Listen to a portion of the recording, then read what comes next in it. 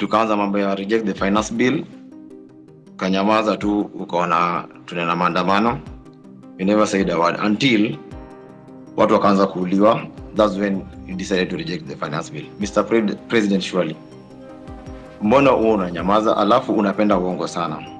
Unaona tu vitu vinafanyika when it gets out of hand, alafu unaanza kuongea. Saizi kuna watu wanazika watoto wao saizi vile tunaongea.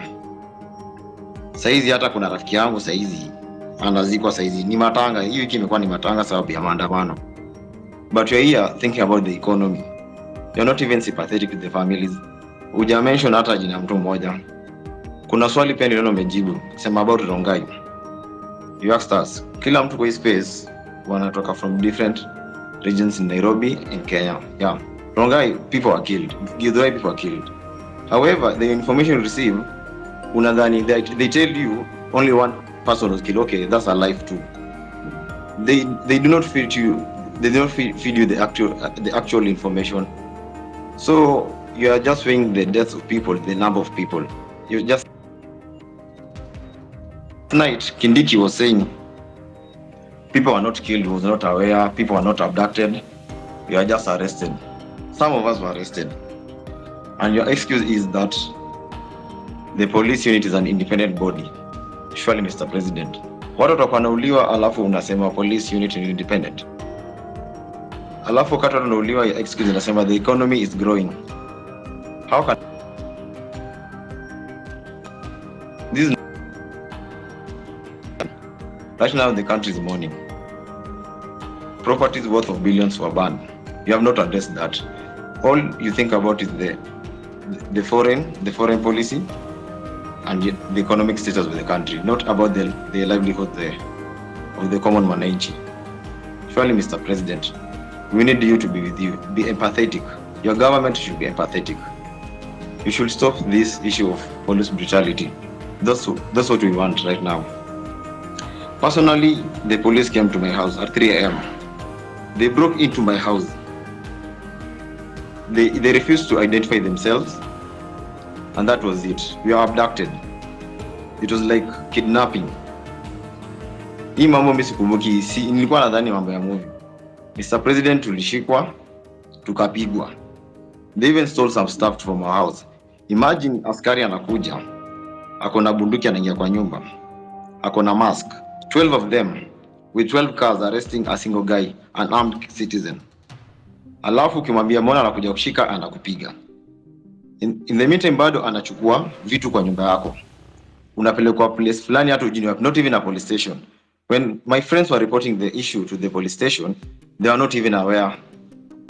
For my case, they even went to Parkland police station. That's where I was arrested.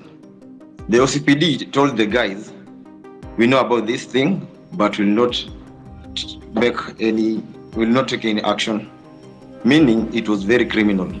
The OCPD, Parkland police station OCPD, deputy OCPD was very much aware what was going on. We were not booked in any single police station. We were taken in a certain house. I think it was a safe house or something. I was blindfolded. Some guys were blindfolded for like 12 hours. Surely, Mr. President, are we in a terrorist country? We just want you to answer that. Okay. This is why we're in this space. Thank you very much, my friend. I regret your situation. If that is the kind of treatment you have gone through, I apologize.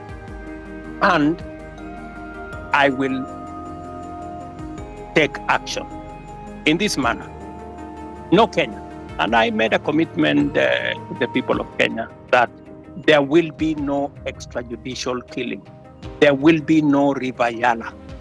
There will be no, we used to have 20, 30 bodies in River Yala. When I came into office, I said nothing of that is ever going to happen. And I want to promise the people of Kenya that will not happen under my watch. However, I have had the kind of horror you have gone through. That is not right. What I will do after this engagement, I would like, I don't know, in a very secretive way, If you can send me the details of what happened, I will be able to take action, because you don't deserve the kind of treatment that you went through. Let me also say the following. You have talked about empathy. Maybe, people are born differently. Maybe we empathize in different ways. For the case of the floods, I even convened a whole cabinet meeting to just respond to that matter of floods. 3 cabinet meetings. My minister was on the ground. I was myself in Kiamaiko, in person. I came there in Kiamaiko. And for the first time, my brother, for the first time, normally when people are removed from places, they are brutalized. They are removed and nobody cares about where they go. Nobody cares about what happens to them. For the first time in the history of Kenya, I made sure that every Kenyan who was living in the riparian reserve was given money for alternative accommodation. We paid every Kenyan who left that place 10,000 shillings to be able to relocate away from the danger of the floods that were on the river. I mean, it was the best that I could do in that circumstance. And I promised them that under our housing program, because we now have their list, under our housing program, we are going to consider them the first beneficiaries of our social housing program. I made that commitment in public. If you ask our peers for housing, they already have the data on these Kenyans who were removed from the riparian reserve, who had to be relocated for their own safety. For your information, we lost many Kenyans who were sleeping there, but they were carried by the floods. And it was the best thing that I could do. I went there in person. My minister was there consistently. I had 3 different cabinet meetings to attend the issue. We committed close to 400 million to make sure that those Kenyans who were in that situation were attended to. Maybe it wasn't enough. Maybe I should have done more. Maybe then I should apologize for not doing more. But to the best of my ability, it is the first time the government of Kenya is providing money to relocate people who have been affected in situations like the one in the flood. Okay, Mr. President, on the issue of Githurai, you said there was only 1 casualty, which is a lie. Mr. President, acha nikwambie tu kweli. Githurai inasemekana there are more than 200 people who were shot dead. Wengine hata hawajulikani mahali wako saizi, vile tunaongea ukweli saizi. In Rongai, they shot some guys pia. Wakakuficha wakakwambia ni mtu mmoja. Na ni kweli reality kwa ground watu walikuwa wanauliwa. Ni kweli watu walikuwa wanauliwa. Tulikuwa huko, wote tulikuwa maandamano. Alafu kuna issue nyingine. This rogue cop amekuwa akichapa watu risasi, anachapa watu risasi open air, kila mtu ana camera there. The DCI doesn't do anything about it. Amekuwa all over social media, in the media, but you don't even say a word about him. His name is Murangiri.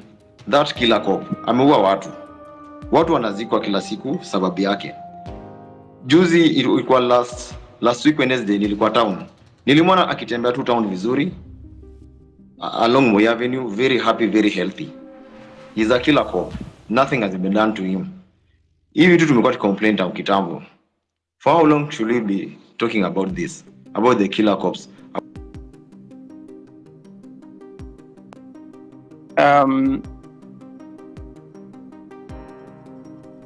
Sorry. You can go ahead, Mr. President. My good brother, it is good to be brutally honest. And I will not, as president, or even as a Kenyan, ever say anything that is not factual, especially on a very serious matter of people losing lives. Are you saying 200 people were killed in Githurai? Really? I mean, my friend, I mean, where are and the family step forward? People who are saying our members of our family are missing. They went to Mandamano or they went to picket and they did not come back. 200 people is not a joke, my friend. So I really want to plead with you. I am sorry to tell you, you have wrong numbers. I'm sorry to tell you that. It is Mr. not President, possible. we even have the names. It's all over social media. Hata sisi tunaweza post, tunaweza soma hizo What about majina. social media? I want to offer We you. have the names. I want to Even the offer you. faces.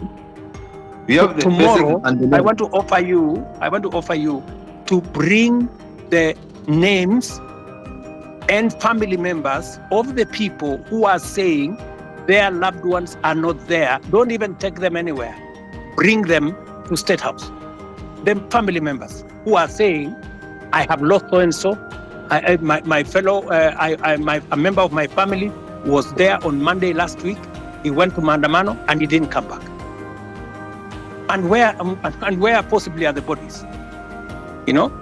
So I mean, really, my good friend, it is just good to be, we are dealing with a very serious issue.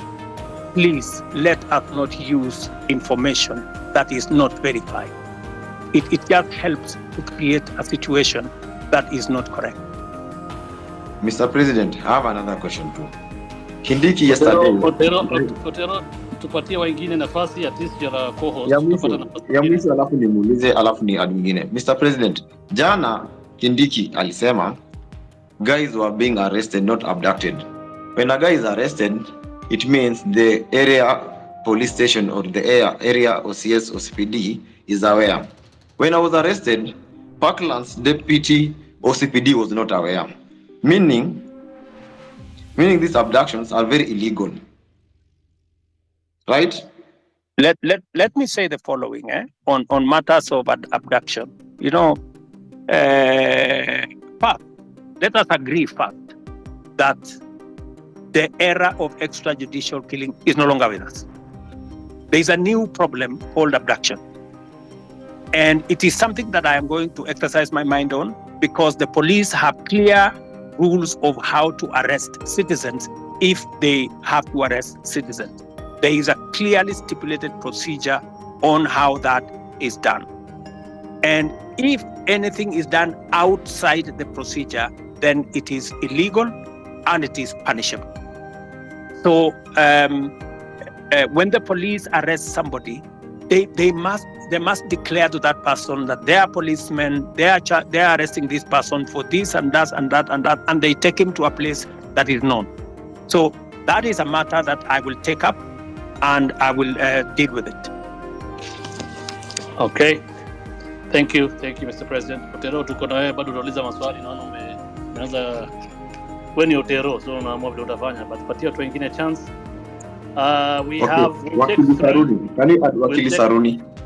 We'll take three people, three at a time faster. We have I'll bring in Alai, followed by Edith, followed by Gray, and then you can give Wakili after that. 4. So again, Hussein, I really don't think Alai should speak because his comments will be biased. This space is basically about what we are going through in the street. Alai doesn't know about it. In short, Alai amekuwa kiongea mbaya kwa hili historia maandamano. I really don't think Alai can speak for himself. We can't limit anybody from speaking. Everybody has the freedom to speak here. No, Alai is very bad. So thank you. Let's have Don't matter can speak, but Alai, no, he hasn't been against this. Thank you. Otero, I've been an advocate of freedoms for a very long time, especially when we don't agree. So I would ask you to learn that lesson that you should listen to people, especially when they don't agree with you. And that's what the president is trying to do here. We don't agree with him, and that's why we want him to listen to us, and he agreed to come to the space. And moving forward, I really want to tell the president that, Mr. President, you know that your success is our success, and we really want you to succeed. The problem is that I don't know if you really want yourself to succeed as a president of Kenya. Because from the moment you got to be the president, there are things you did which I think just sabotage your presidency. When you decided to say that you are not going to listen to intern doctors, I said, does the president know what he's doing? Because he's touching the hearts of Kenyans. These are the people who spend most of their time in public hospitals. When the president didn't take up the matter of pending bills and tell the counties and the national government to pay the pending bills, you know that one is touching the middle class, the working class. And these are the people who mobilize their children, called Gen Zs. And they came out and said no. When you removed Linda Jamii, when we interfered with Eduafia, when we saw your friends and very close associates working with bands of money, 10, 20 million in churches, Mr. President, I think you sabotage your own presidency. And that's why I ask myself that the president really tells us that he means well for the country. But is he really meaning well for himself? Because unless somebody else is the president who is doing all these things, the second and last question, because I don't want to spend more time, I'm an elected official in Nairobi, Mr. President, is the issue of Nairobi on-source revenue, which we have asked, we have investigated, we have been taken around. Mara, it was KRA which is collecting that money. We have taken to the office of the president. Finally, we were told that it's being collected in State House by some agency. We can't get. I'm the vice chairman of ICT in Nairobi City County Assembly, but nobody knows who is collecting revenue for Nairobi City County, Mr. President. It really saddens me, because if that revenue was collected in a transparent and verifiable manner, then you know, Mr. President, some of these bills would be taken up by the counties and it will not come to you in the national government so as to pay those bills, Mr. President. Those are the only questions which I had. Thank you. Thank you, Alai. Edith? Yeah, thank you for the chance to ask a question. Edith, Hello? are you with us? Can you hear me? Yes, I can hear you. Can you hear me? Okay, let's go to Gray if Edith is not responding. Hello, hello, hello. All right, thank you so much. Hello. Hussein, this is Grayson. Hussein, can you hear me? Oteru unanisikia?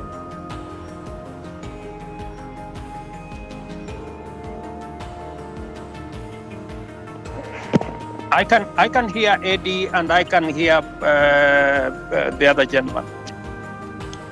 I'd like to ask my All right, question if you can all hear Okay, me. let's have one person speak. Gray speak. All right, thank you so much, Hussein. Edith, I'm sorry. So, Your Excellency, my name is Grayson Marwa. My question to you is one, and my question is on this very, very emotive and very, topic that we love talking about as a country, which is corruption. I know your stand on corruption. You have spoken about it many times. You don't condone corruption. You don't want corruption to happen in your government. But then I want to point out something. Recently, there was a scandal, with the fertilizer, and the CS was, impeached, or a motion was tabled in the National Assembly by a member of parliament for him to be impeached.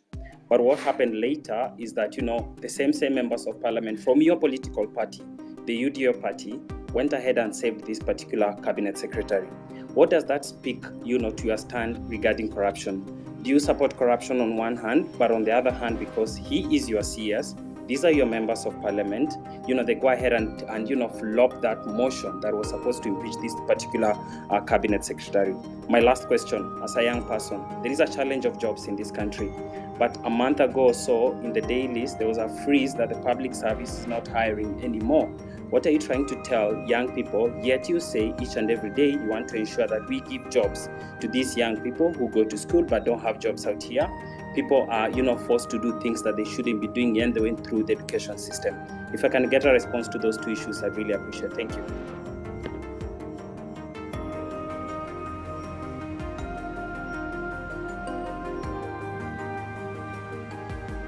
Grayson, Do I unaweza rudia question? answer those, or I thought we said we take three people? Can we take maybe Eddie? Eddie was somewhere. There is a lady called Eddie was somewhere or something.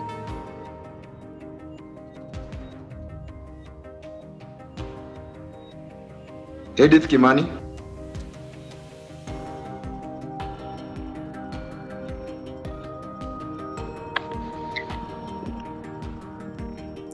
Otero, from my end, I see she's a listener. Maybe you can add her to speak from what I'm able to see on my end.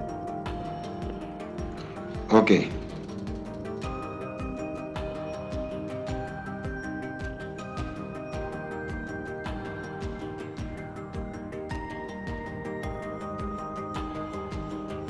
As we wait for the engagement, can I proceed and answer?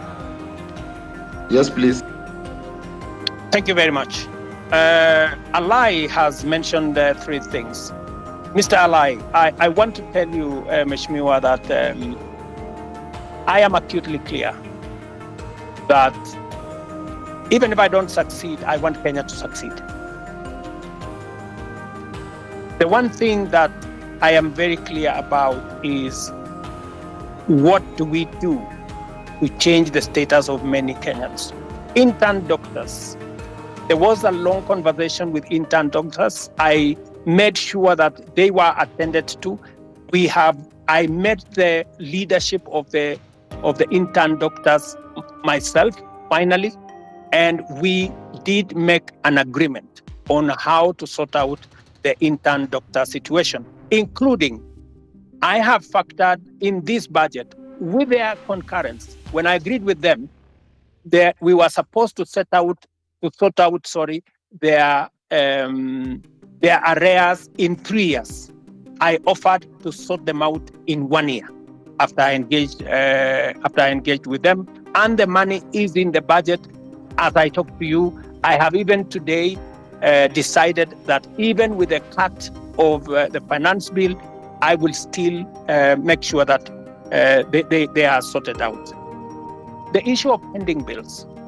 You know, my good brother, we have pending bills in the region of 650 billion.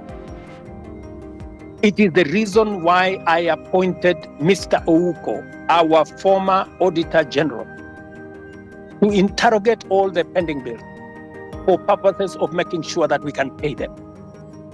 In fact, one of the items that I listed this afternoon, which was also in the budget, is a provision for us to begin the journey to sort out pending bills, because it is crippling businesses of people, it is destroying enterprises of Kenyans because government is not paying.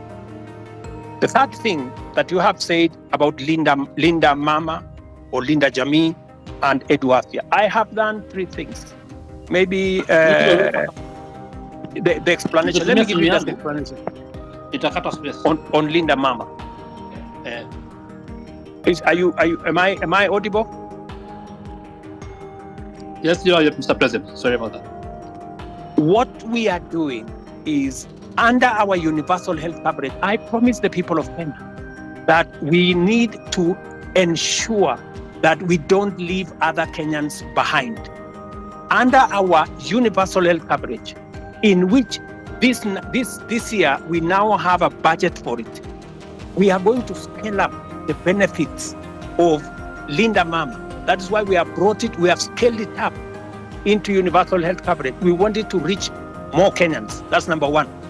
Number two, we want to enhance the benefits. The benefits were 2,500 for women giving birth in hospital, in smaller hospitals, 5,000, and maximum of 17,000. We have now changed that. From 2,500, we have moved the benefit to 11,000. And we have moved the upper benefit to 32,000. That is not a derogation. That is an upgrading of Linda Mama. Number two, Edu Afya. What we are doing with Edu Afya is that we are universalizing the universal health is universalizing insurance, so that every Kenyan, and you know, I made this absolutely clear, and that is why we have changed the law, so that not just the students who are in school, but every Kenyan, even those who are not in school, will now be beneficiaries of our chief social health.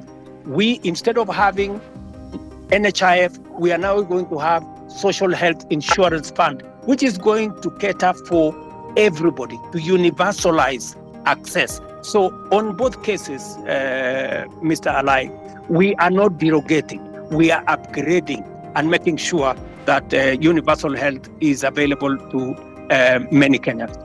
Finally, on Nairobi on source of revenue, I thought I heard the governor say the other day that he had increased it, he had raised more revenue than was ever raised. I'm not sure about that. But I want to tell you that that is a Nairobi County affair. You, Mr. Alai, should not be asking me. The public should be asking you, because you are the person. You are the person responsible. You are the representative of the people. You should answer that question. You should be the one to interrogate the county government. It is your responsibility of oversight. It is your responsibility of representation. It is your responsibility of legislation. You should legislate how the county resources are raised. You should oversight the county government to collect it. I just want you to take up your job and do it. Let me, Gray Marwa has asked me two very important questions. Marwa, these are very important questions about corruption. Let me say the following, just three things first. Number one, I said before that corruption must be dealt with firmly and decisively.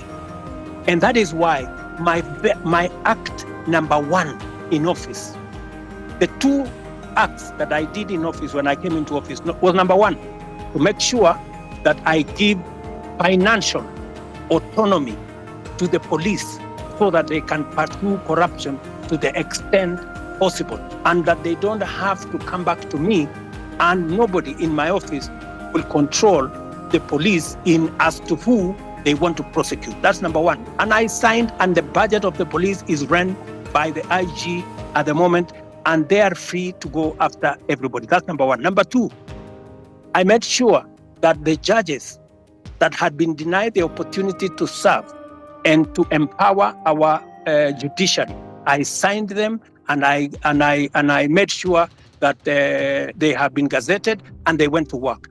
I did not stop there. I have enhanced the budget of the judiciary from 18 billion to this year. I wanted to be at 25 billion. Unfortunately, it may come down because of the finance bill by about $1 billion or so. Number three, I am the president who has sworn in the highest number of judges in 2 years in the history of Kenya.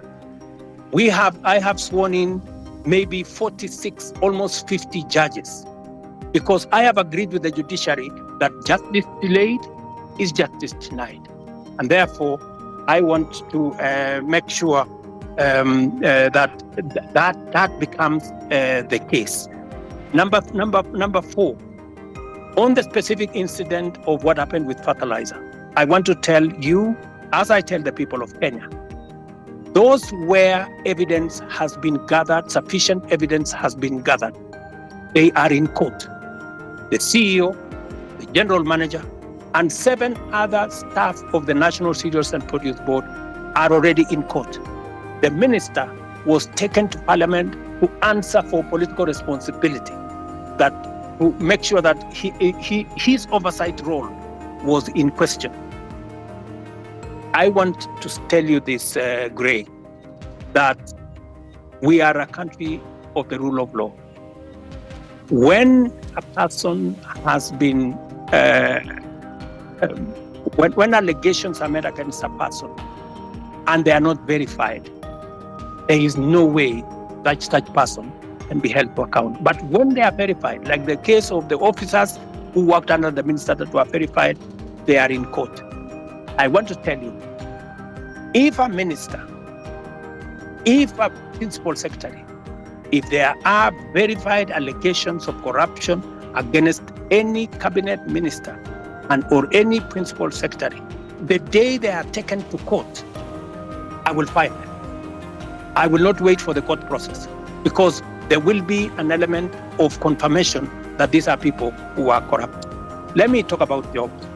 And you have said correctly that the public service has issued a circular that there is a freeze on jobs.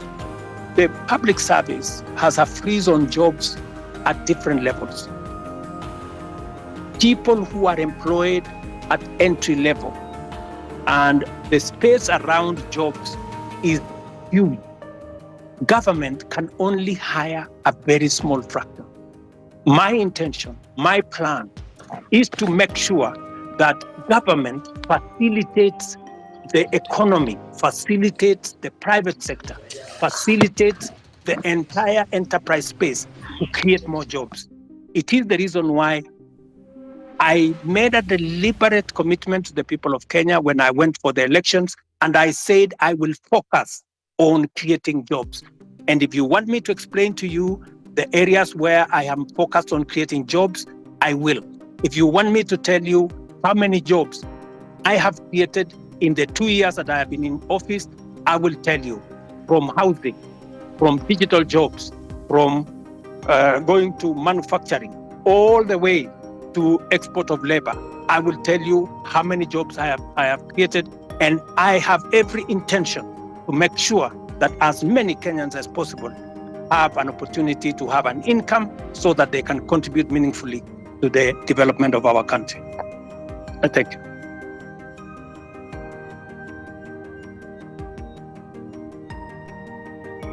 You can speak.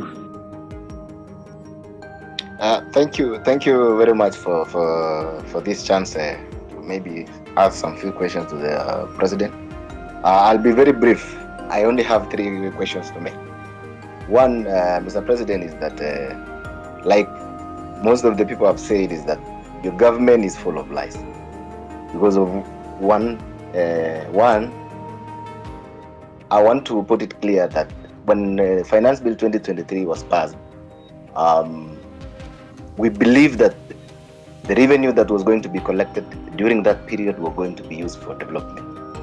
Personally, I come from Masab constituency, and on February of last year, the CS for Transport, Bwana Murkomen, came to Kabiet Shrines and promised us that there is a road down there that's going to down from Kurgung to Chepterway, coming down to Kapkatembu.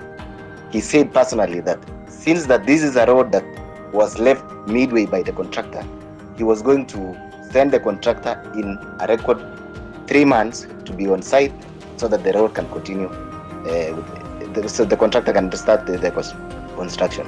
Up to now, we still haven't seen that. So that basically tells you that that is a liar.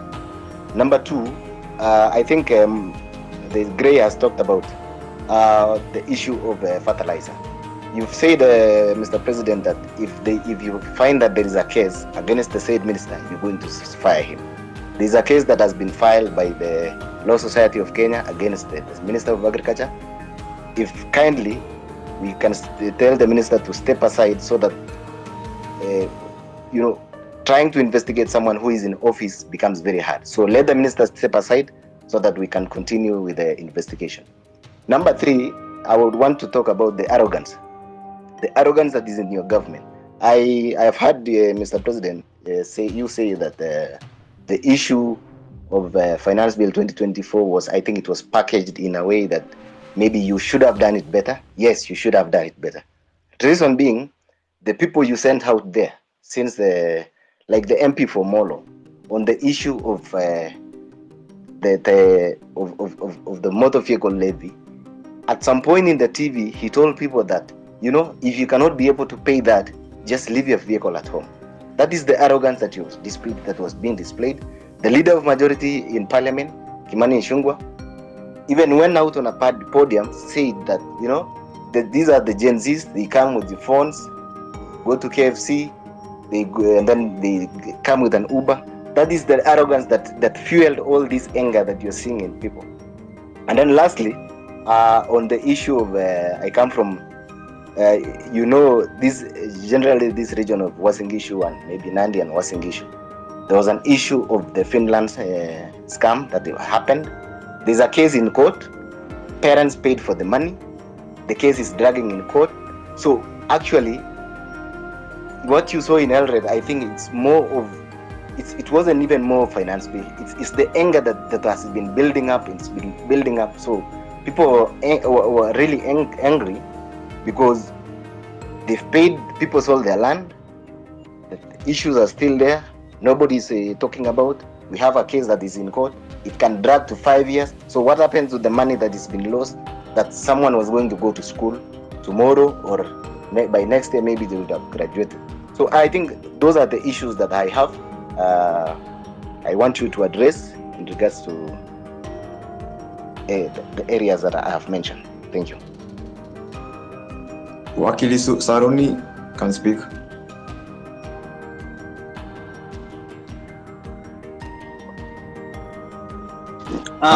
Thank you very much, Your Excellency, for this opportunity to address you, and thank you very much, the host, Hussein and Osama.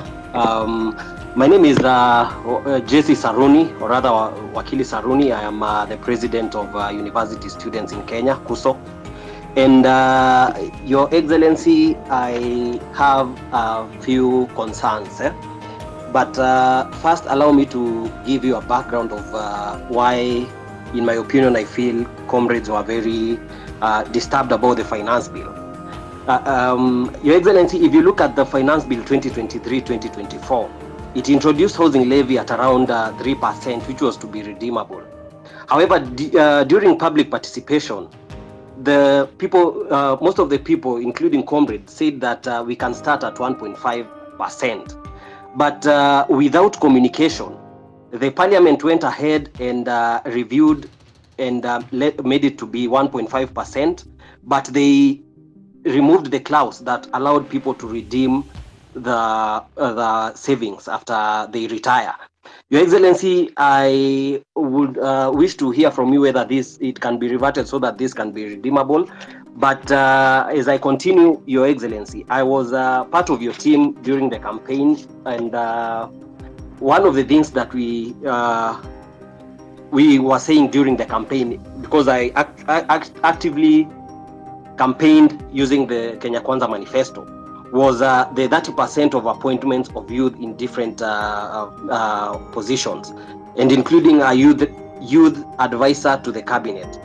However, Your Excellency, currently we have an advisor to the cabinet on women affairs, but we do not have an advisor to the cabinet on youth affairs. I was concerned whether this was deliberately left out, or I was just a little bit concerned with that. Your Excellency, another key concern that affects comrades, around 6,000 graduates went through diploma in law, and this is in regard to career progression. So they did their diploma in law, and they proceeded to do their degree in law. Your Excellency, before 2014, everyone who did their diploma and did their degree in law were able to proceed to the Kenya School of Law for the ATP Advocates Training Program. But the laws were changed in 2014, and this affects around 6,000 university students who are working in law firms and getting underpaid. And I am happy to see that the president of LSK, who is very passionate about issues of youth, is also here. Your Excellency, there is an amendment bill in Parliament that is on the Speaker's desk and has stayed for so long. Your Excellency, this is something that is under the office of the Attorney General. And with the indulgence of the Attorney General, I believe this thing can be, we can find an approach where this thing can be addressed, of course, through the office of the Attorney General, so that these comrades can stop their suffering. They are not able to proceed to self-actualization, because most of them would want to become advocates of the High Court, but they are not able due to that change in the Act of Parliament. Your Excellency, another concern is on students and youth leadership. Wakili, I really hate to do this, but please, we've only gone through 5 questions. I think there are so many people on attack. Okay, just one more. Kindly, we agreed. Yeah, please, kindly. Okay. Your Excellency, in regards to university students and youth leadership, you can see that we have the National Youth Council, which is constituted. It's supposed to hold elections, And I feel, Your Excellency, the youth feel that they have not been able for a long time to represent their grievances because they are not able to elect their leaders directly. And this goes back even to the University Amendment Act, which introduced the delegate system, which I feel that the universities have found a way to maneuver so that they make sure that the students who are elected are students who they can be able to maneuver and manipulate. Your Excellency, finally, on the issue of branding, the projects that our members of parliament and all other people has the aspect of when the projects are complete, people tend to brand their names on these projects. Your Excellency, these projects are financed by taxpayers, and it is the request of the young people and the youth that when it comes to branding, we would rather have these projects branded that they have been financed by the Kenyan taxpayer. I will leave it at that, Your Excellency, and thank you very much. But of course, there is the issue of mental health. I appreciate we cannot exhaust all these things in one sitting, but I'm looking forward to more engagements in other platforms. Thank you very much, and I'll leave it at that. Thank you. The final question of the three, the ex-councillor. Good evening, everyone. You can hear me? Yes, please go ahead. My first request to the host and the co-host, please do not give the elected people the chance to speak, one of them a lie. You can hear me, Osama? Can you save the time? Elected MPs, any elected official should not take this chance apart from the president. So thank you very much for the time. I have two things more. I don't want to repeat a lot of things I'm saying. In the meantime, I just want to address the president. Number one. Mr. President, si tunataka kujua huyu askari amekuwa akiwa watu kwa maandamano atashukua siku gani? Kwa vile amekuwa kirom freely tangu last month, amekuwa to all over the city. Tulikuwa tunataka kujua atashukua siku gani, kwa vile ilikuwa inasemekana amekuwa hivyo tangu kitambo na sio wa kwanza. We just need answers about him. Thank you. Okay, he will answer that plus Councillor. Councillor, finish, please. Thank you. Yeah, my question is to the president. Why is it that the things you're asking about today are not new things? They are things you did promise in your campaign, and the other time you are being played with videos of you saying the same thing. You had to find a way of not listening to those videos. The one thing that you promised us, one of them is corruption. Your people around you, you've addressed this one. You can't tell me out of the 100 people you have around you, 90% are corrupt or have story of corruption, and you are doing nothing about them. I'm a medic by profession, and the issue of NHIF, which is moving now to shift. I read the last 2 days of millions, 300 millions, another 900 million today, disappearing to wrong or fake claims. I'm wondering, if the change from NHIF to SHIF, will it improve or just another way to get more money for people around your circle to buy houses, buy big cars, and laugh at us? Now, Mr. President, Councillor, you are here. Those are about two questions. Now let's have the president answer. We don't have a lot of time. We have to not wing. They need to ask questions to the president. Please let the president respond to that. If we get another chance, utauliza swali ya tatu tafadhali. Very much. Thank you very much, good people. Let me start with the gentleman. I didn't get his name, from Osop. And that gentleman says we have too many lies flying all over the place.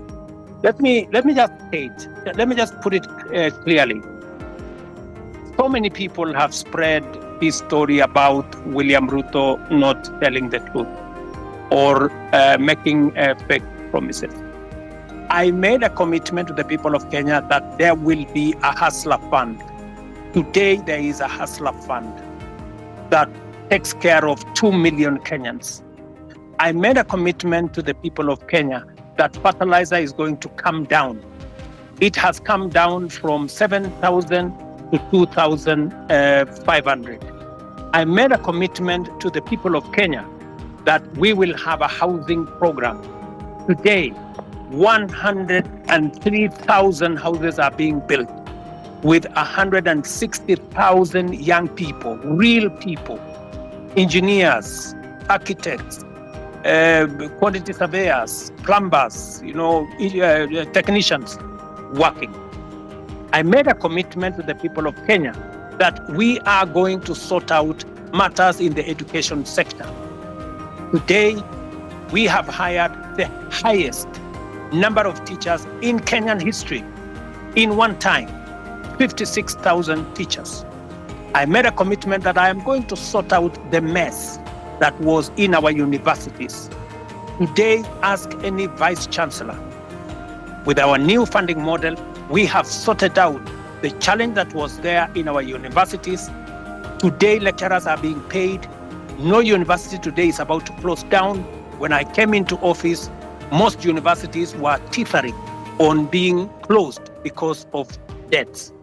I made a commitment to the people of Kenya that I am going to implement universal health coverage. Today, as I talk to you, we have 100,000 community health promoters in every village in Kenya that I pay, that I have equipped to begin the journey towards universal health coverage. As I talk to you today, there are 4 pieces of legislation that we have implemented, that we have enacted to actualize universal health coverage. I can go on, and I can tell you, every commitment that I made, I said I am going to appoint the judges that were not there, I did. I said I'm going to operationalize the fund for the police, independent police, I did. I said I am going to enhance the budget of the judiciary, I did. When people want to conveniently say a few things that propagate a certain narrative, it is easy. But let me leave that there. Let me go back to the Mosop Kurgung story. I want to tell you, my good brother, we have stalled roads in Kenya. In fact, the debt we have on roads is 910 billion. Because we rolled out a program that we didn't have money to do. It is what is troubling me now. It is why many people are asking me, why are you outside the country? I went to China, for example, and I got 40 billion shillings to do at least 8 roads that were stalled. I have come back from the US, and we have had a consultation, and we are getting money to be able to roll out some of our roads, courtesy of concessional funding from the World Bank. I have had conversations with the president of Germany, and they are giving us money under the same program for us to be able to meet some of our programs. I want to tell my good friend from Mosop that we are focused on these areas. These roads did not stall yesterday. These roads have stalled for a while. We are figuring out how to make sure that we deal with that situation. And my apologies that maybe the minister did not keep his word, and I'm going to remind him. Let me do the following. On fertilizer, I want to agree with you on this subject of fertilizer first. Let me say this. Fertilizer has made a very big difference in Kenya. Because of our program on fertilizer, we have managed to increase our food productivity. For example, on maize alone, from 44 million bags to 67 million bags last year. This year, we are going to pay the highest bonus ever in Kenyan history for our tea. In fact, our tea production, because of the support we gave KTDA, has increased from last year. It was 180 billion shillings that we collected from our tea. This year, it's going up to 210 billion. On coffee, the average payment of coffee last year was in the region of 70-80. As I talk to you now, because we supported our tea farmers, the average payment for our coffee is in the region of between 100, 120, in some very good cases, 129 shillings per kilo. The whole array of what we have done with fertilizer is phenomenal. And therefore, I understand when somebody like my friend from Morsop gets annoyed when there are people who want to sabotage a program that is making a very big difference in Kenya. And that is the reason why I didn't delay 1 minute. When this issue of fake fertilizer came into the public, all the officials that were involved in it at the National Cereals and Produce Board were charged. When the minister is finally, when there is evidence gathered enough for the minister to be held to account, I want to promise you that I will fire you and any other minister for that matter if there is sufficient evidence to hold anybody accountable. Arrogance. I agree with you that not everybody understands communication. Let me tell you, my good friend from Mosop, the day you become a public speaker, you will know how easy it is to make a mistake in the public. Sometimes you say things that you did not mean, but it comes out very badly. So whether it is the member of parliament for Molo, the member for parliament for Molo is a young man. I can tell you that young man is doing his very best. In fact, when I made him the chair of finance committee, many people told me he was too young. I shouldn't have made it. But I wanted to test also young people. And I wanted to mentor young people. And I want to say, he has made mistakes. But I want to tell you that young man is bright. He has a bright future. He made mistakes. I will apologize for him. Maybe he said what he shouldn't have said. But they are among the young people I am mentoring so that they can become leaders tomorrow. Same case with my friend Kimani Ichung'wah. In fact, after he made that statement in, I think it was maybe in Baringo or somewhere, I called him. I told him, look, this is not how to engage the public. If you follow the next day, he had managed to correct his statement. And he had done, an about turn of some sort. Because let me tell you, my good friend from Mosop, I have also one duty as a leader in Kenya. I have a duty to mentor other leaders. They will make mistakes. They will demonstrate, maybe some arrogance, maybe either inadvertently or in whatever manner. But partly, it's because of inexperience, partly because of not a fair understanding of things. But I sometimes will want to take responsibility because these are members of my team, and I will correct them. Let me also say about what you said about the Finland story in Eldoret. It is really unfortunate that people sold property, land, livestock for their children to go to Finland. I wish I could go to court and tell the court to jail these people. Unfortunately, there is something called rule of law. There is something called due process. If these people had not been arrested, if nothing had not been done about it, then I would think that there would be a matter. But these are people who have been arrested. They are, as I talk to you, presently in court. They are being taken through due process. And I am very confident that if they are guilty, the law is going to deal with them. Let me go to Saruni, Wakili. You said about the 1.5. It is true. There was a proposal of 3%. The public told us that we do not want a levy. If you want, collect a tax, reduce it to 1.5.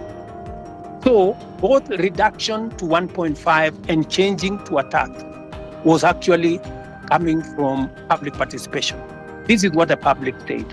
If the public are going to make a different suggestion going forward, we will respect what the public will have said going into the future.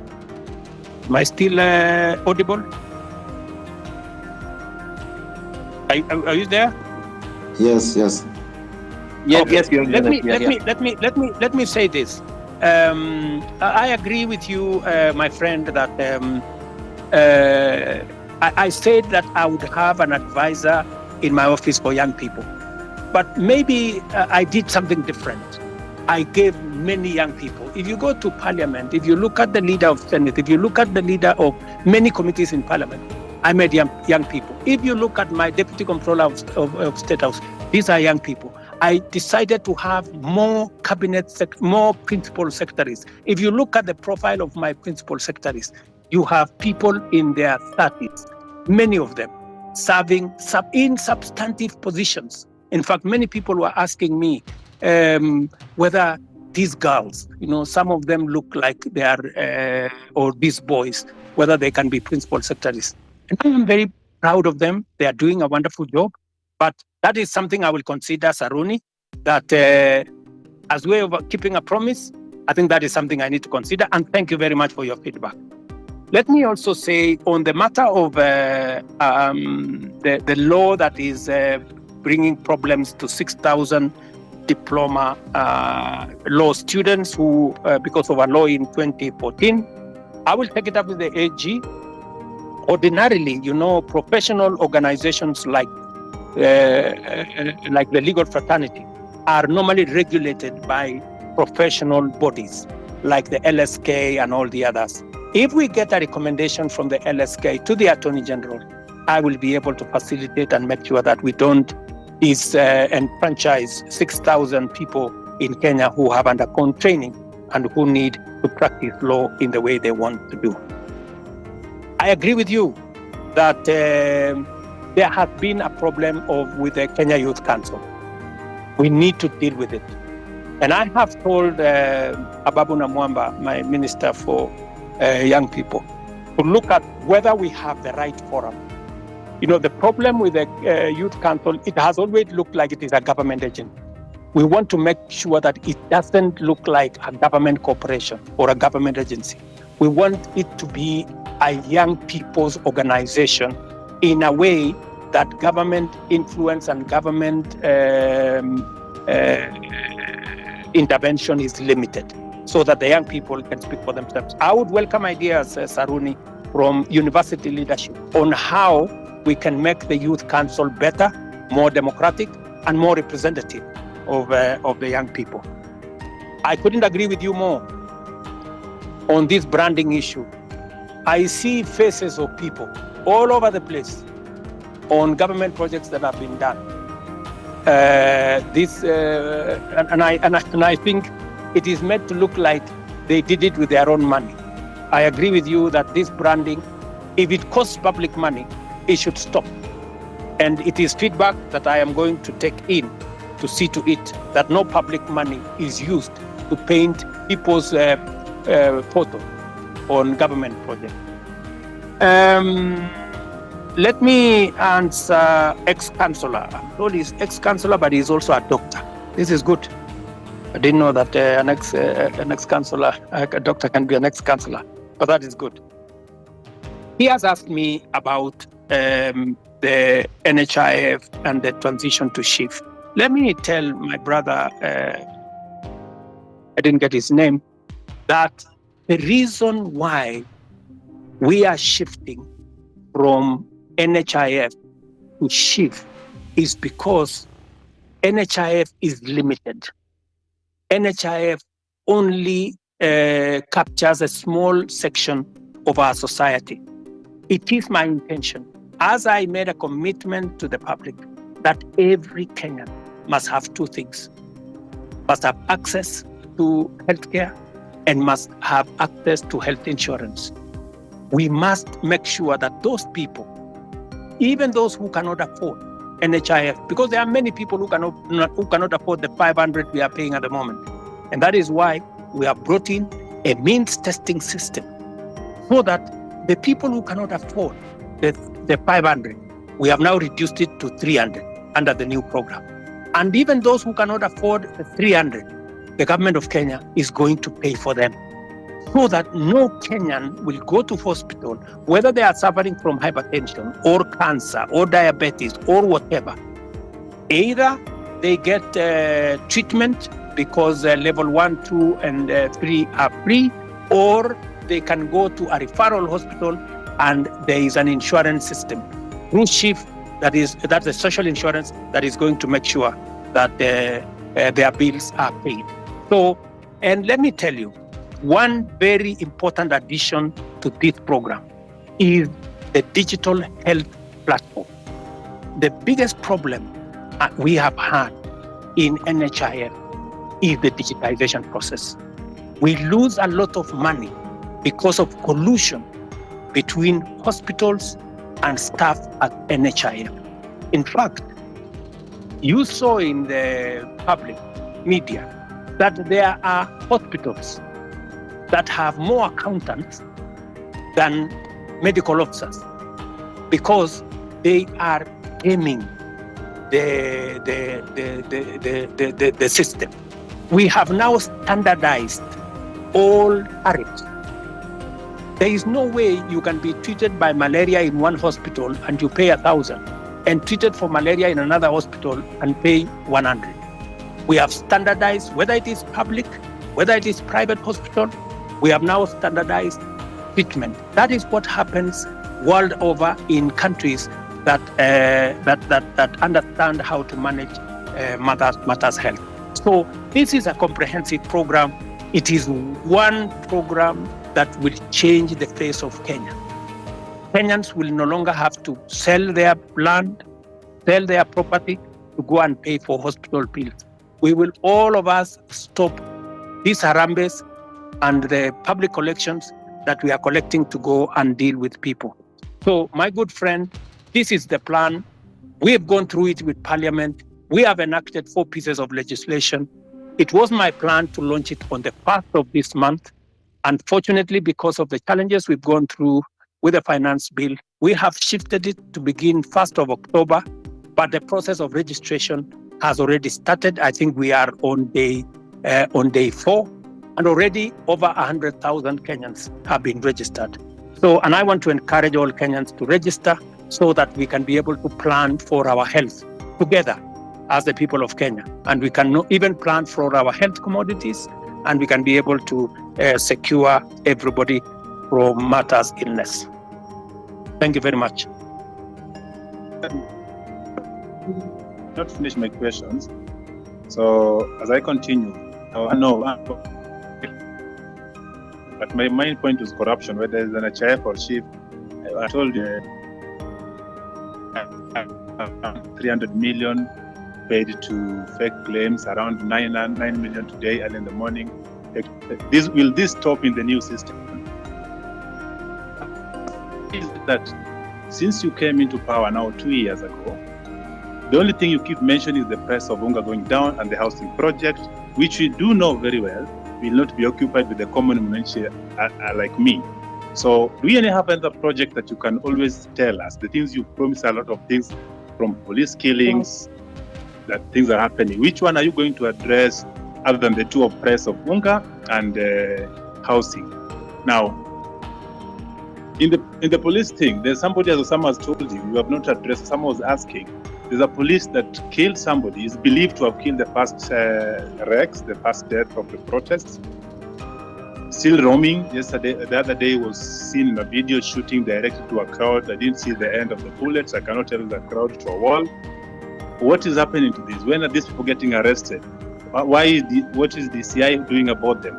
Why is it that the nobodies are getting arrested, arraigned in court in very few days, but then the big boys are just sitting somewhere eating our taxes? What are you doing about it? What is your direction to address this issue? Thank you. So, and also, if you notice something in the pattern, there are the last Mandamano, the recent one that was full of goons. How come the first four there were no this violence, but then there is the last one with coffin in town and police entertaining these people dropping the coffin from the lorry, as well as seen packing them back in the lorry in the evening? It's clear that somebody was behind this, and the police could not touch the very people that were doing this. But when it was another person with a phone and a bottle of water, they get shot, they get tear gassed. What is happening? Why do you speak A and do C?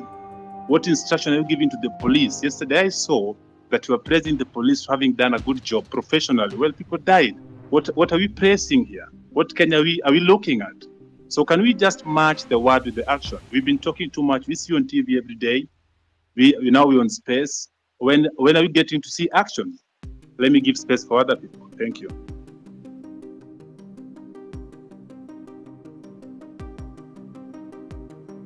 Also, Mr. President, have you tried to reach the families of those who were shot dead by the police or injured by the police? Even a single one? Have you tried to reach even their mothers? Thank you very much. Let me just speak to two of the things that you have. Yes, I have tried to reach out to Kennedy Onyango's mother, Jessica Onyango. And in fact, I am scheduled to engage with them. I have already sent a message, and they were not available, but they know that I have been looking for them, and I will be speaking to them shortly. On the matter of this rogue police officer that you say is roaming, that is something that I would want to get exact details of who this is, and I can tell you that we will apprehend him and deal with him in accordance with the law. But let me answer also what my friend... We'll send you video and pictures. Pardon?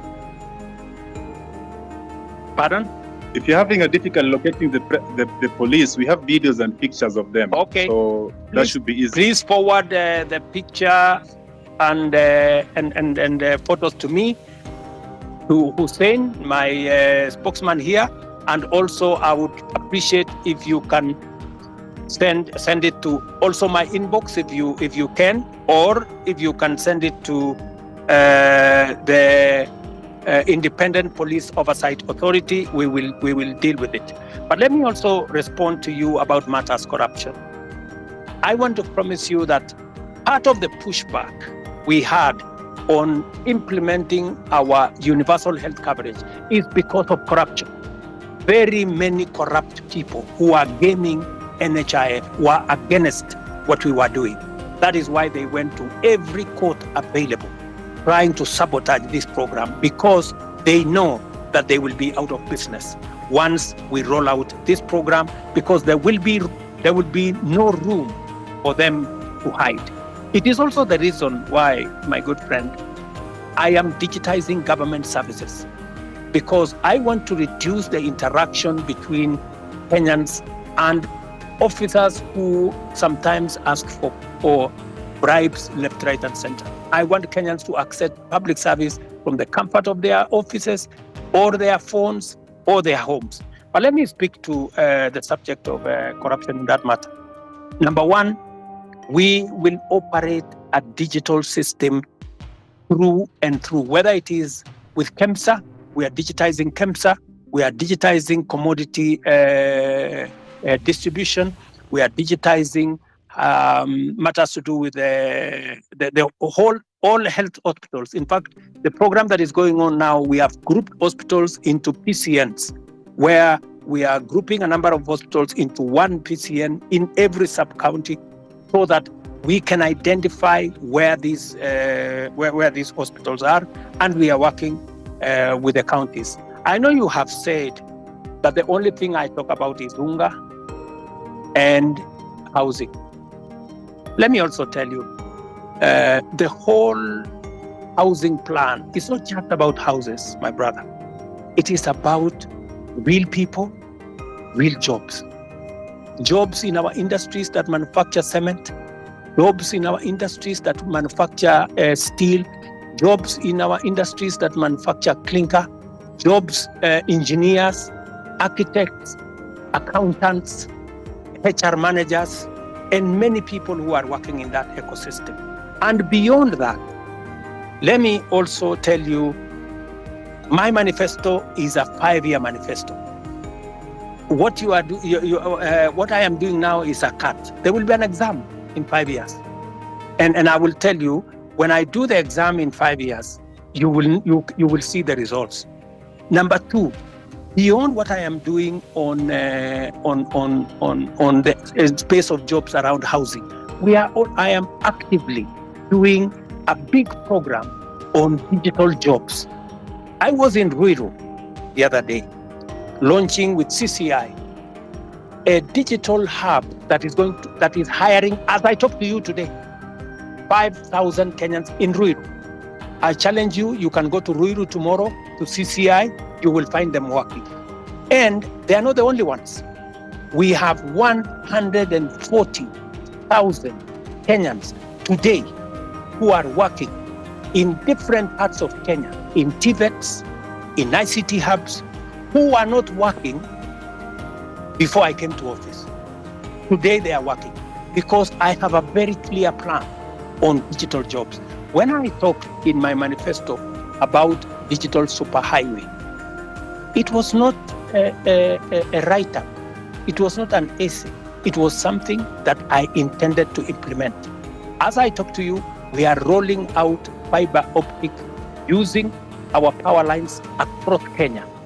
And in this year's budget, I had set money to work with the constituencies, with members of parliament, to make sure that there is an ICT hub in every ward in Kenya, where young people in ordinary places in every ward can have access to the internet, to computers, and to make sure that these young people are trained and they can have access to a digital platform where they can work. As I talk to you, listen to me carefully, 149 to be exact, 1,000 young people who you can contact today are monetizing their talent on the digital platform, working under the program that I have set up. So it is not just housing, it is not digital jobs only. Let me also tell you, today, because of the program that I have rolled out on matters to do with export of our labor, as I talk to you, last year, 120,000 Kenyans went to work abroad in different countries. I've had a good sister there say, what is the president doing in Germany? What was the president doing in America? I want to explain to her simply, what was the president doing in France? We are signing 19 new bilateral labor agreements that will give an opportunity for Kenyans who want to work abroad, an opportunity to export their talent. I'm talking about engineers, I'm talking about accountants, I'm talking about HR managers, I'm talking about workers in different fields who want to go abroad. And I have now begun the process of professionalizing over the last 2 years that whole ecosystem of labor and export of labor out of Kenya. That is why we are seeing an increment, not just in jobs, domestic workers, drivers, I don't know what. The reason why we are negotiating new bilateral agreements is that we want to go beyond those workers at that level.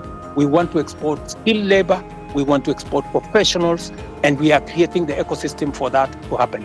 In fact, if I tell you now, if you go to www.neaims.go.ke, you will see that there are 400,000 jobs on that platform.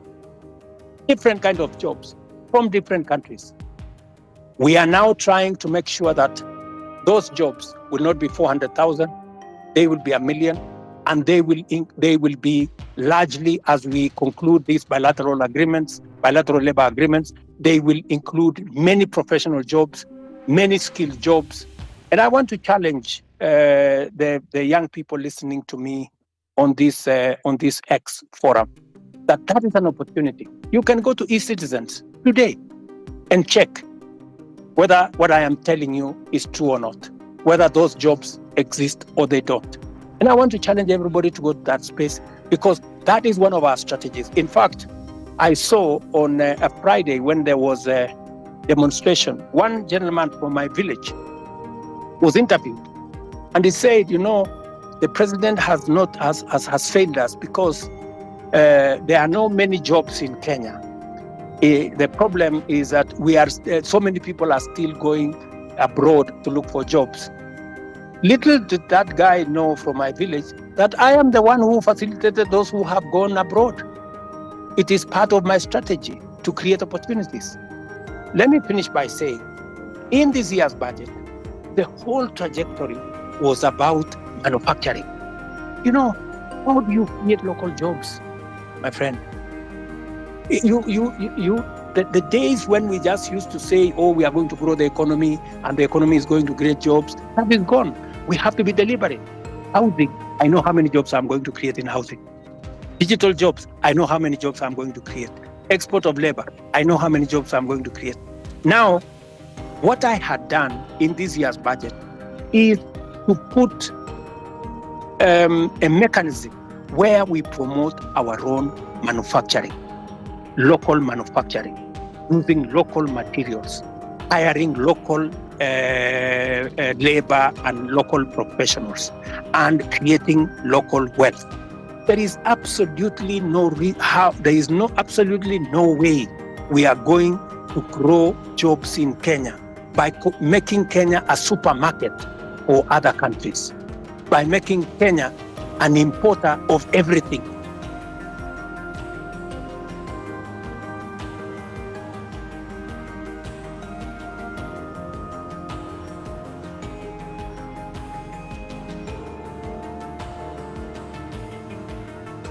Can't hear you. No, you're done. He's done. Omondi. Okay, one last question. Before I give somebody the mic. I'm seeing several questions flowing to me. It's also mine. I'm made to understand there's a bill on your table about the IBC reconstitution. I'm wondering how long should this be? Or rather question would be, was it a deliberate not to assign the bill so that when your people, the people that are guiding you, people that cannot listen to us, when you want to try to send them home, we cannot because there's no IBC commission that's in place. So what is about IBC? Because personally I come from Nyanza, and my home MP is at Andi. But if I was coming from Nairobi or somewhere and surrounding, the MPs that really need to go home, and the law that there is no IBC to be able to do this. Because they have been arrogant. Parliament just passed the bill. It has found its way to my office. And I want to tell you, I will be expeditious. It will not go beyond Tuesday, and the bill will be signed and gazetted so that we can proceed with the process. I am just keeping it within the law. Thank you. Thank you.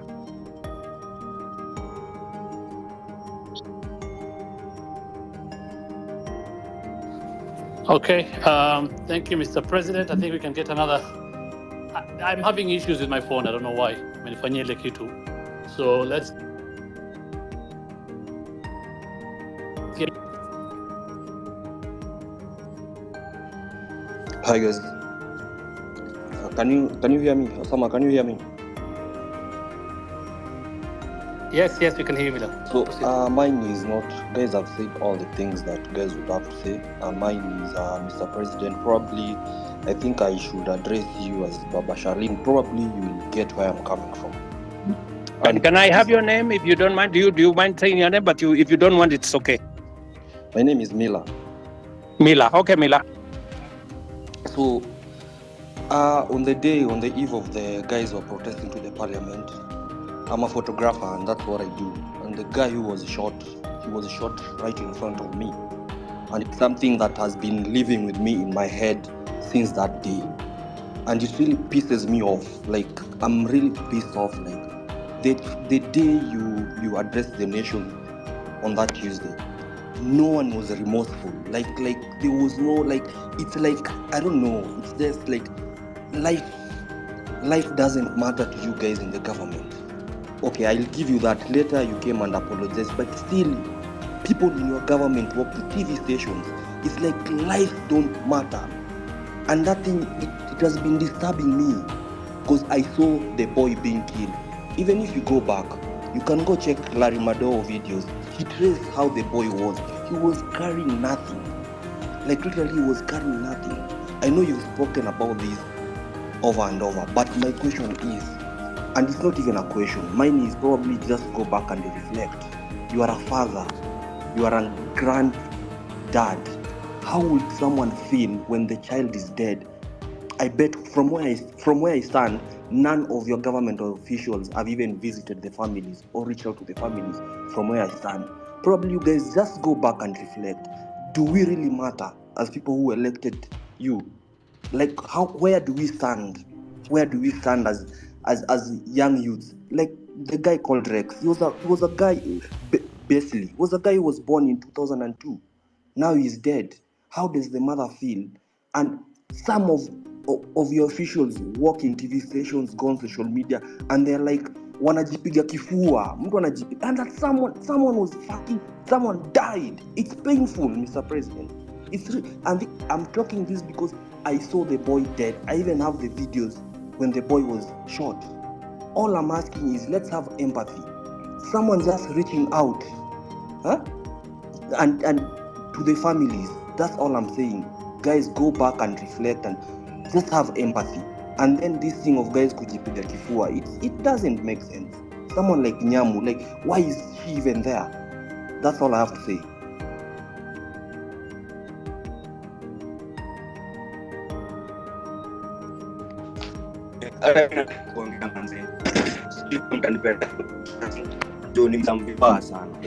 Yeah, speak. So, kitu ya kwanza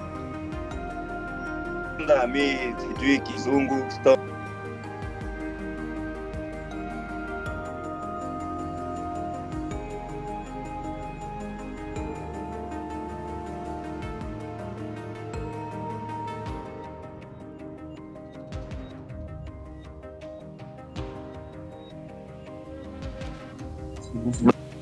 Unasikia?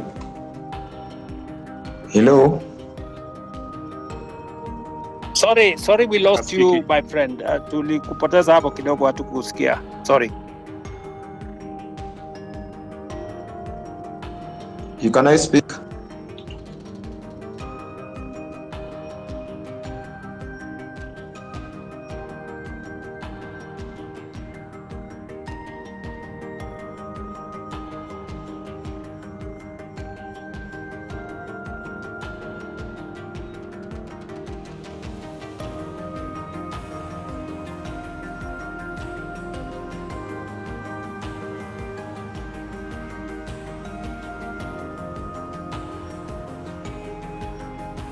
Sorry, good people. I don't know whether are we still online? I don't know whether. Are we there? Yes, we are online. Yes, I can hear you.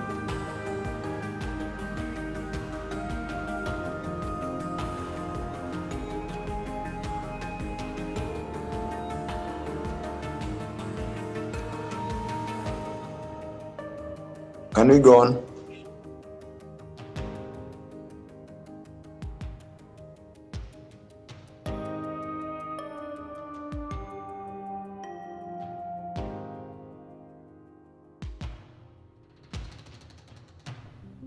I'm sorry, I can't hear anything. I don't know whether. Are we on? Yes. Yes, we are on. I think there's nobody asking question. Perhaps I ask as we get out on the board. Maybe I'm talking too much or asking too much. Forgive me for that, but nobody's speaking. Another question is not another question that I've seen people saying or asking you rather to don't reshuffle the cabinets or the CS, moving from the one ministry to the other. You've seen that one before. What you're seeing is just transferring competence in one field to another department or another ministry. Please get new faces. You have a lot of people around you. You have brains behind you. When I was growing up, when I was young, in the time of Kibaki, I used to associate being a minister with some smart people, and you are one of those people in your spot back then. Suddenly, this day you have people. The best they can deliver is just abuses and too much, too mouthy. Can you just bring us new people that are going to work?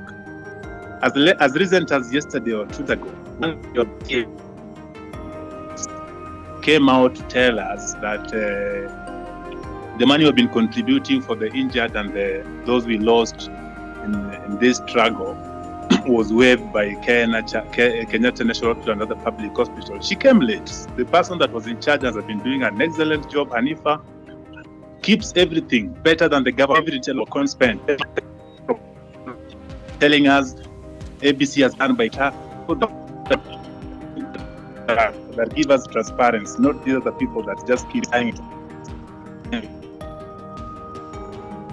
Okay, let me. Mila made a very passionate and I think correct analysis of what happened. especially of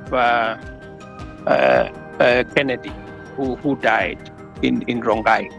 And I believe that he is right.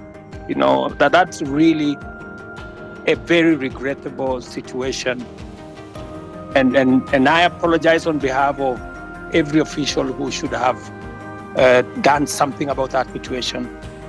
I have explained that the boy who died in Rongai was actually shot by one of the criminals who actually snatched the gun from the police. That criminal was, however, shot by the police, because if the police did not shoot him, then he would have caused more deaths of more Kenyans, because these are reckless people. Sometimes some of those people are not even in their correct level of senses, and therefore it is regrettable. And I agree with you. It is really unfortunate that you watched an incident that's going possibly to affect your life for a long time. Sorry about that. And I know you have made reference to me as a father, which is true. I have 4 Gen Zs in my home, and I promise you they take me to task, on some of these things, and I have to do a lot of explaining some of the time. And this is just the same way I'm explaining to you guys here. I agree that some of our officials are arrogant. Some of them, speak out of turn, and then some of them display, obnoxious opulence, if I may say that, which does not just anger the public. Sometimes I call in some of those people and I give them a piece of my mind, because even Nyamu, I have had occasion to sit her down, and tell her, she needs to change what she's doing. And when you are in my position, you are also a father figure. Some of these young people, they get excited about many things, and sometimes they do the wrong things. And I want to tell you that I know somebody here mentioned Karen Nyamu. Karen Nyamu is a girl I've had to sit her down sometimes and tell her, look, she needs to do things differently. So I agree with you that, but I have also undertaken, I have said, I know what is cutting, I know what's going on, and I have promised that I will be making changes. I know you have said that I should not make changes. I should clean the slate clean. But you see, you don't have the job I have. And there are many things that I have to do to be able to get things done. And it's quite something. But I have had you, and I have had the many Kenyans who have talked on this platform, and I'm very happy that we are having this conversation on X.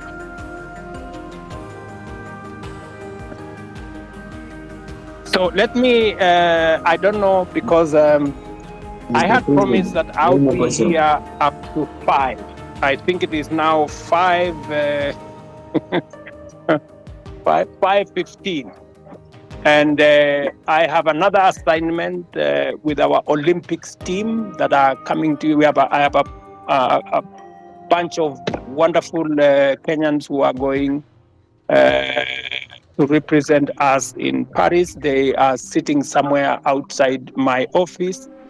And with a lot of respect, I want to say to all the people who have asked me the very important questions, very Mr. difficult President, questions. I have a final remark before you go. Is Kioti speaking here? Okay.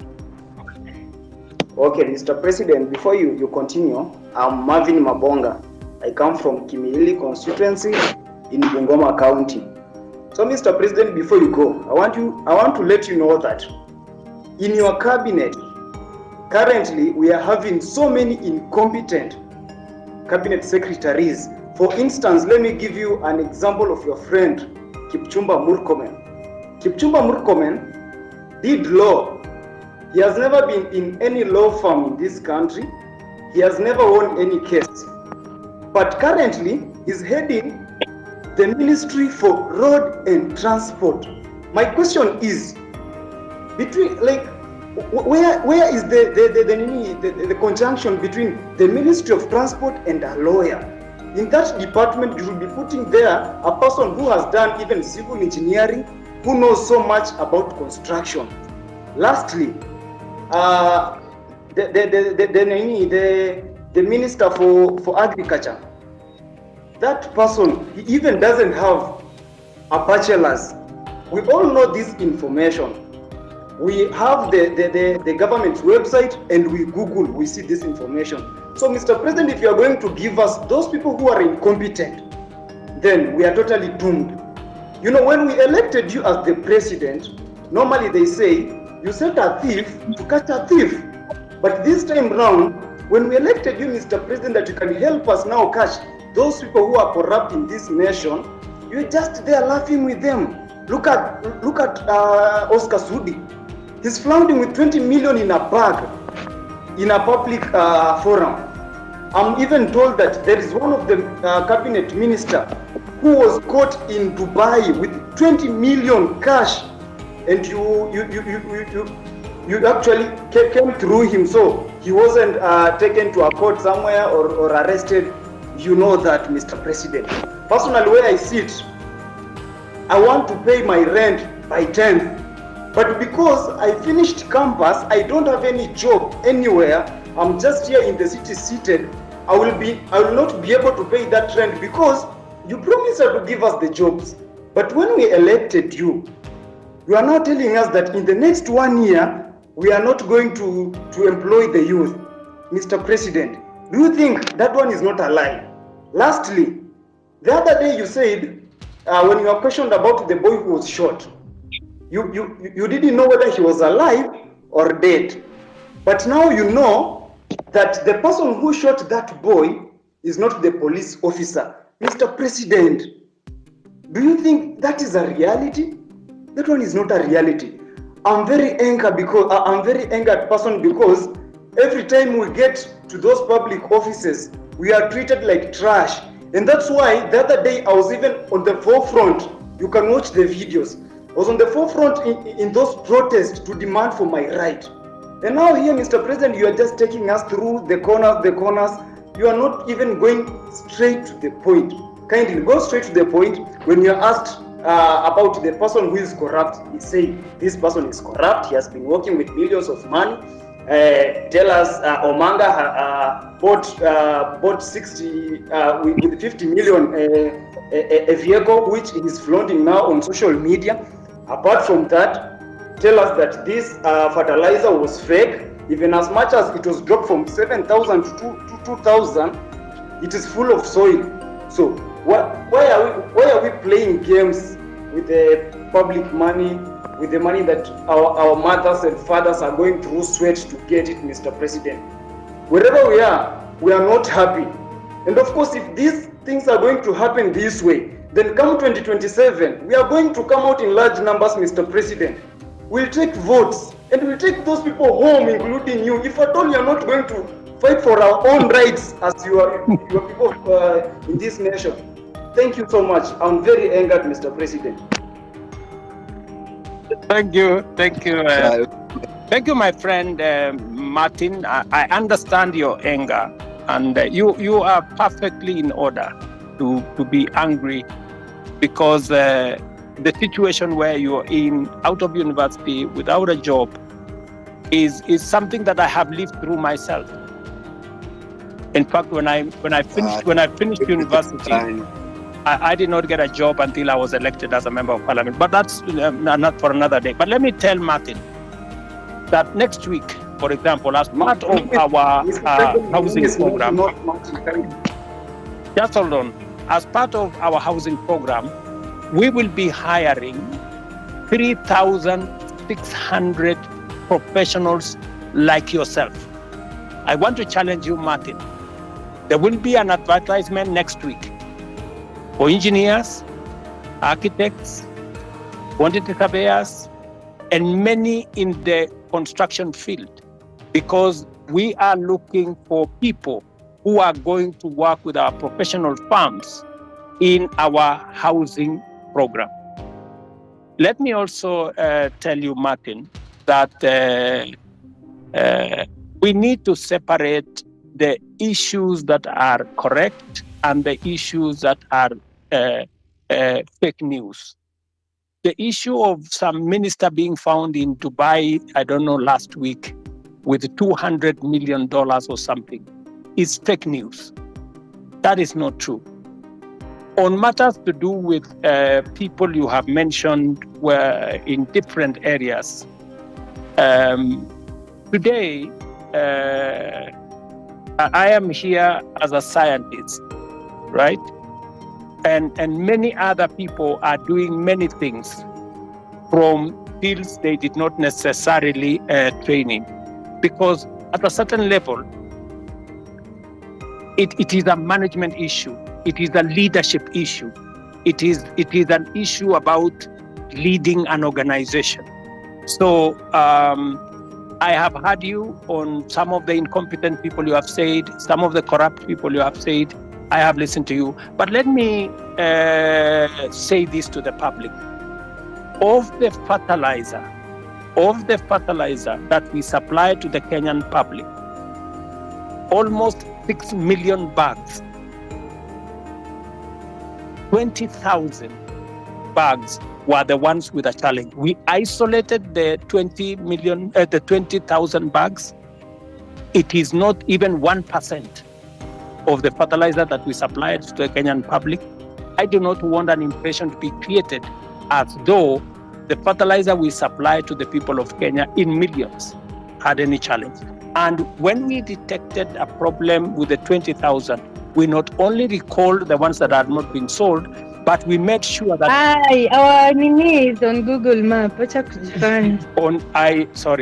I made sure that any farmer who had used fertilizer that was not correct was compensated. They were given an extra bag of fertilizer for them so that they don't end up in losses. I have heard you, Martin, as I have heard all the good people here. But let me say this in closing. This feedback is very close, but please, can I also have an opportunity to speak, Mr. President, before you finish? If you can be brief, so that I am brief. I am talking in Kiswahili ndio uelewe haraka haraka. Ndio. Kitu ya kwanza Order guys.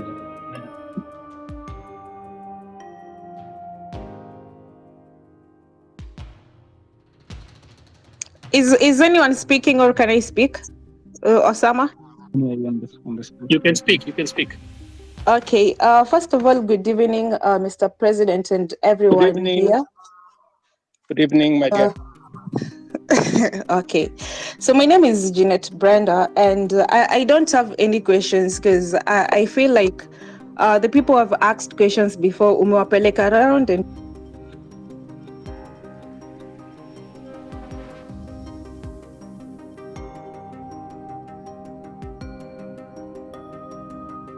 Okay, sorry.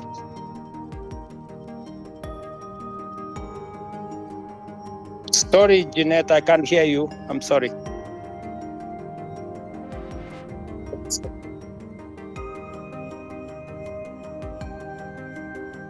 You're on mute, Jeanette. Maybe we'll get one more, then the president closes. There was one more person who really wanted to speak. Now, if I may, you go ahead, please. Yeah, so good evening, and thank you, Mr. President, for agreeing to come to address the nation here on space. So I have two questions I'm going to ask really quick because of time. The first question is that, Mr. President, the rules of carbon credit were being developed by the Ministry of Environment, but as youth